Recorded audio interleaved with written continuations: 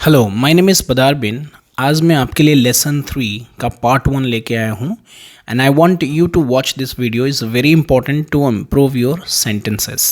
सो English में जो sentences होते हैं, टाइप्स ऑफ सेंटेंसेस, उसका फंक्शनल वे आज इस वीडियो में मैं आपको सिखाऊंगा। So this very important lesson, I want you to watch the video full and understand and follow lesson one by one.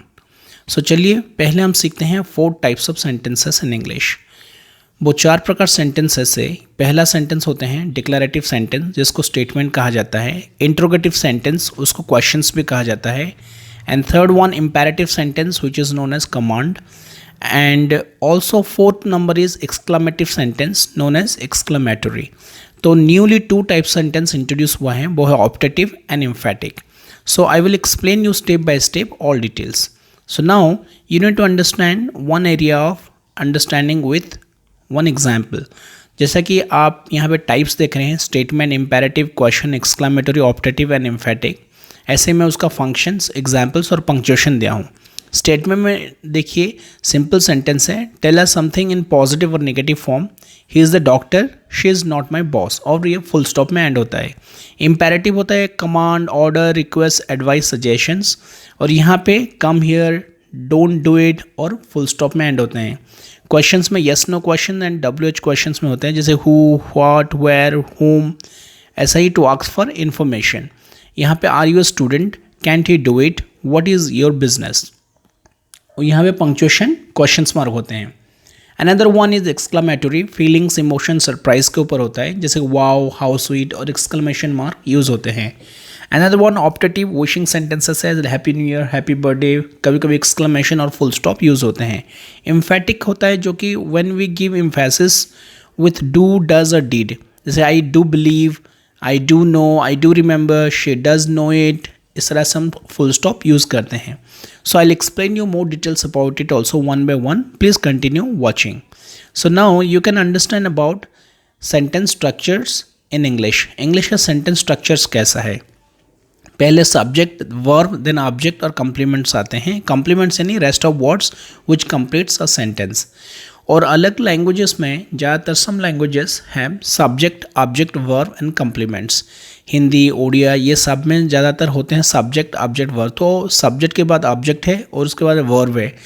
English में हमें क्या करना है, सब्जेक्ट के बाद वर्ब, उसके बाद ऑब्जेक्ट यूज़ करना है। So this a beautiful way to understand. So positive और निगेटिव फॉर्मेशन कैसे होता है, I will give you one more idea.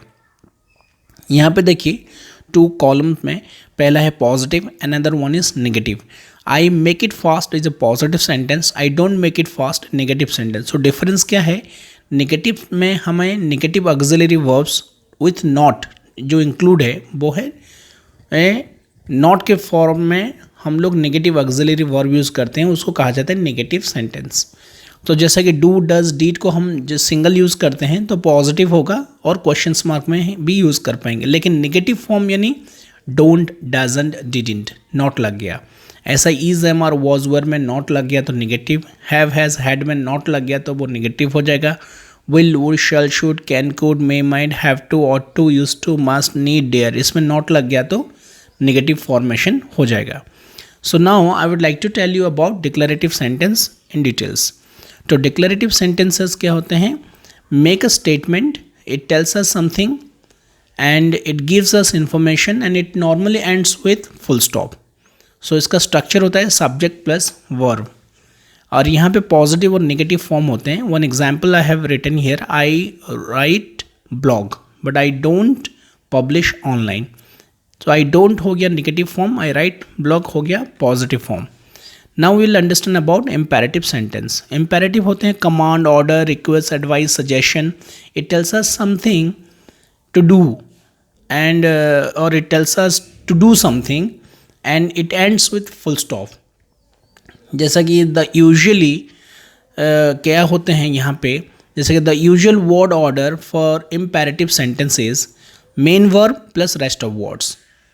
उसमें एक चीज़ आपको ध्यान में रखना होगा, it has hidden subject you, तो यू को यूज़ नहीं करने से भी यू का सेंस वहाँ पे आएंगे।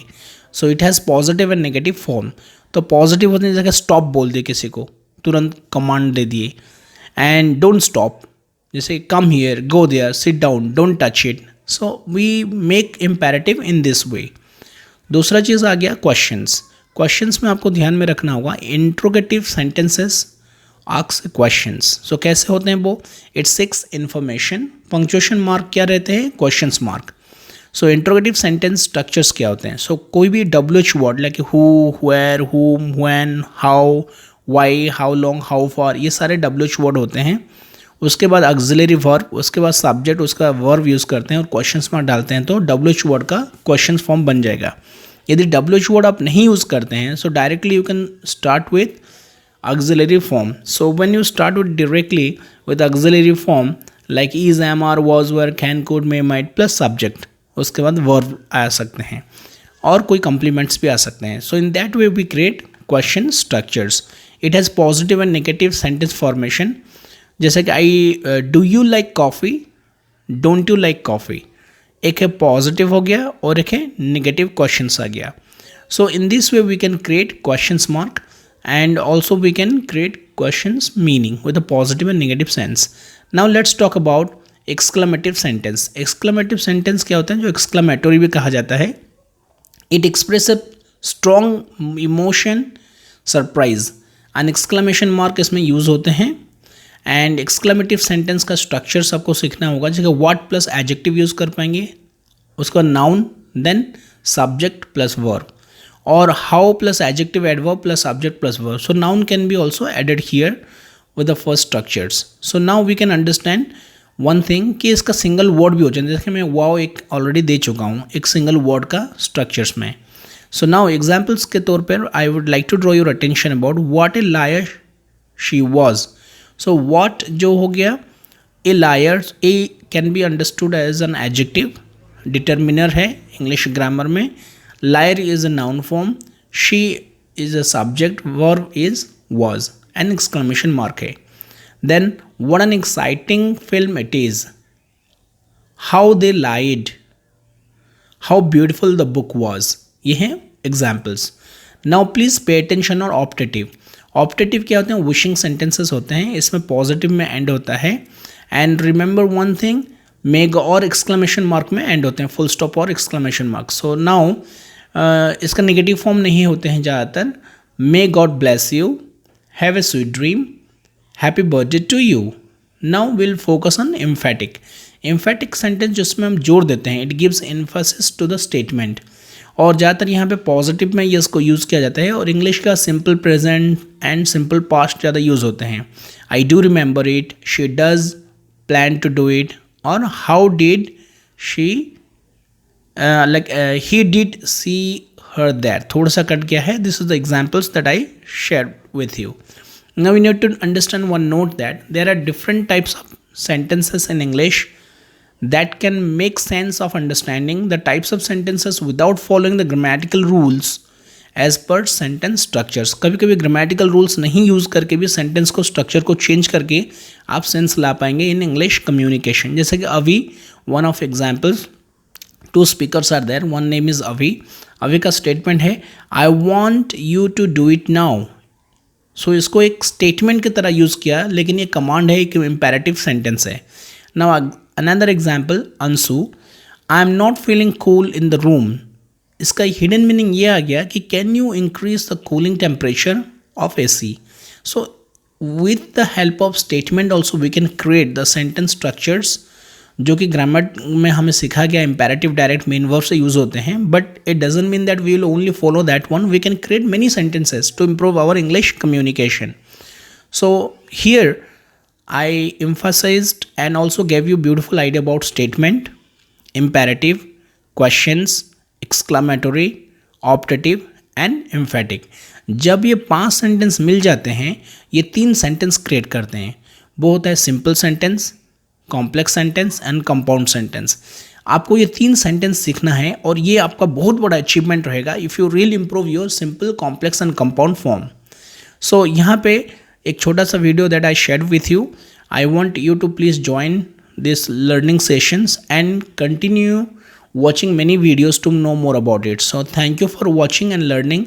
Our upcoming videos will educate you more on rest of chapters. I have given my WhatsApp number. You can call me. My name is Padar Bin.